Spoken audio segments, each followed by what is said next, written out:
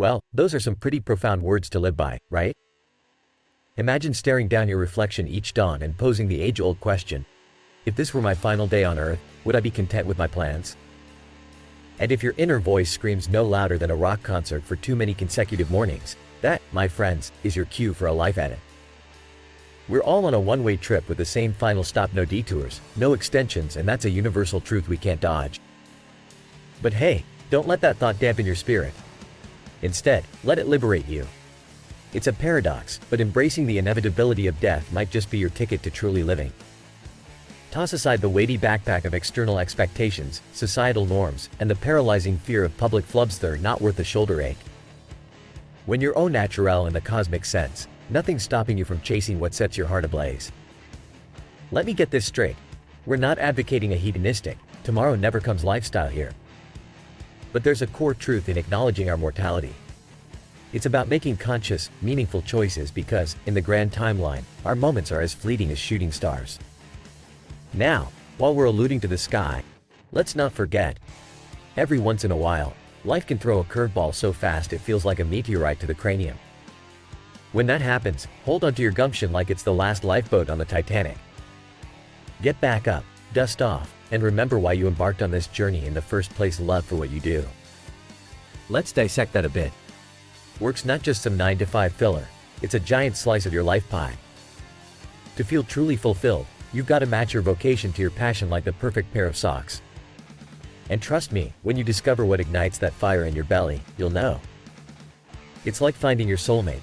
You just click, and from then on, your days just keep getting better. Now gents, as we navigate the tempestuous seas of existence, it's crucial not to anchor yourself to a sunken ship. Don't get ensnared by the dogma octopus with its tentacles of second-hand aspirations. That's a surefire way to end up living a second-rate version of someone else's life. Tune out the static, listen to your gut, and have the gumption to follow through. If you're still on the hunt for your calling, keep the search alive. Just like in a storied romance, there will be signs, moments of clarity that steer you towards what you should be doing. Eventually, it all comes together, falling into place with the seamless grace of the universe's choreography. Now, if you're enjoying this deep dive into life's playbook and finding value in our shared musings, consider subscribing. Smash that like button and ring that notification bell with the vigor of a boxer's punch. By doing so, you'll unlock the felicity of not just being a passenger in the journey of life but the captain of your own destiny. You'll actionable step into a world of self-discovery, fulfillment, and relentless ambition, just like the path we're mapping out today. As we trek forward, let's not forget to pepper our lives with moments of reflection, pillars of introspection standing tall amidst the hustle and bustle of everyday life.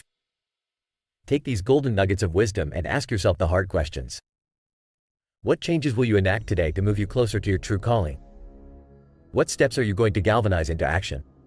And remember, as we draw this discourse to a close, if you consider this journey we've taken together today useful, a gesture proportionate to the enlightenment you've received is always welcome. The link is in the description. Think of it as leaving a footprint of gratitude on the path we've traversed together. Now, ponder on this. What's the first change you're going to make today? Your story is still being written, and the pen is in your hands. Welcome, gentlemen, to an exploration that may radically alter your understanding of a condition that's been shadowing humanity for ages. Imagine the shock when I discovered that my persistent battle with depression was significantly influenced by my lifestyle and not just some chemical imbalance nesting within my brain. A revelation so potent it could shift the very ground beneath your feet, so stay tuned and witness the unveiling of this life-changing insight. Once upon a time, clues to my struggle lay in an exchange with my doctor, who attributed my symptoms to a deficiency in serotonin, that magic neurotransmitter responsible for feelings of well-being. The solution seemed simple: supplement this deficit with medication. This remedy yielded a fleeting respite, a transient soaring of spirits that inevitably succumbed to a familiar, clawing despair. In a relentless cycle of increasing dosages, my body bore the brunt of the side effects while my core ailment remained unscathed. After 13 years on this pharmaceutical carousel, the question gnawed at me: why wasn't I healed?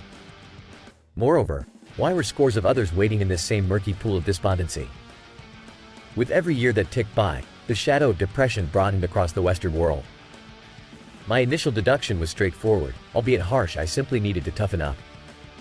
Yet, subsequent insights led me down a vastly different path. The World Health Organization painted a broader picture. The roots of depression and anxiety extend far beyond our biology. Social and psychological factors, deeply woven into the fabric of our existence, hold the keys to this enigmatic realm.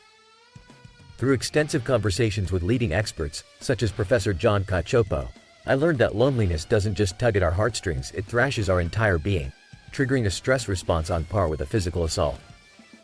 Yet, societies today are the loneliest in history.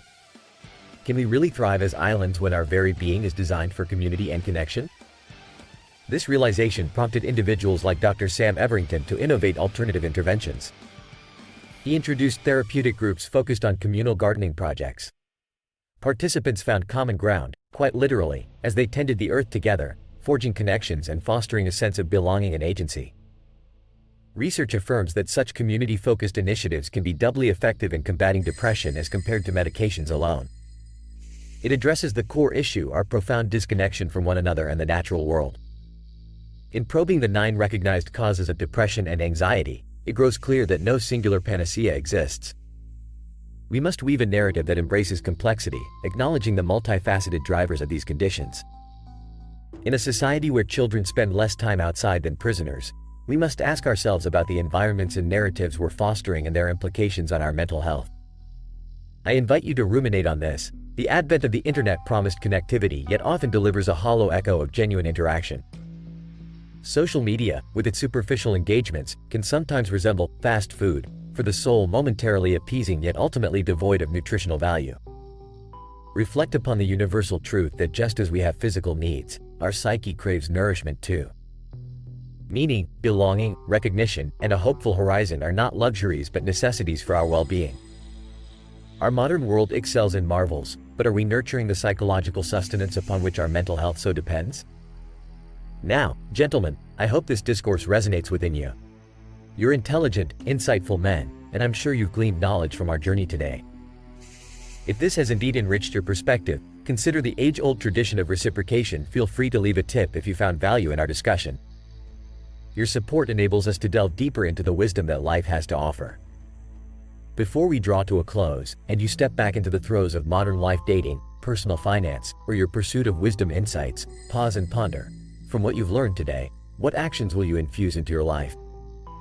Remember to subscribe, like, and hit that notification bell to lock in the benefits we've discussed today. And, as we part ways, I leave you with this thought. In a world that often feels like it's careening towards a recession of the spirit, let's commit to rebuilding, to reconnecting. For it's in these authentic connections that we find the strength, not just as successful individuals, but as the most vigorously united tribe to ever walk this earth. Until next time, be the strongest male hero in your own epic tale.